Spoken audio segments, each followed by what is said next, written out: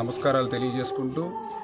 పనిచేసేటువంటి ప్రభుత్వం ప్రజా ప్రభుత్వం ఈ తెలుగుదేశం జనసేన బీజేపీ ప్రభుత్వం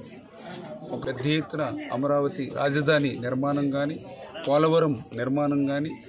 స్టీల్ ప్లాంట్ ప్రైవేటీకరణను నిలుపుదల చేసుకోవడం కానీ రైల్వే జోన్ని సాధించుకోవడం కానీ గుంతలు లేనిటువంటి R&B రోడ్లను పంచాయతీ రోడ్లను ఏర్పాటు చేసుకోవడం కానీ ప్రతి గ్రామానికి ప్రతి ఇంటికి కూడా సీసీ రోడ్ల నిర్మాణం కానీ అంటే ఇంత పెద్ద ఎత్తున అభివృద్ధి సంక్షేమ కార్యక్రమాలు చేసుకుంటూ మరి అందులో కూడా దానికి ఉదాహరణ ఈరోజు మనం లంకలకోడేరు గ్రామంలో మరి ఈరోజు మరి దగ్గర 2,50,00,000 రూపాయలతోటి రక్షిత మంచినీటి పథకానికి సంబంధించి జల్ జీవన్ మిషన్లో మరి ఈరోజు ఈ యొక్క పనులకి శంకుస్థాపన చేసుకున్నామని అంటే ఎంత పెద్ద ఎత్తున అభివృద్ధికి ప్రాధాన్యతనిస్తున్నాము. గత 5 సంవత్సరాల వైసీపీ పాలనలో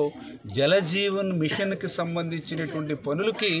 రాష్ట్ర ప్రభుత్వంగా తన వాటా కూడా కట్టనటువంటి స్థితిలో మరి ఆ నిధులన్నీ కూడా నిర్వీర్యం అయిపోయినటువంటి పరిస్థితి. కేంద్రం ఇచ్చినటువంటి జలజీవన్ నిధులు కూడా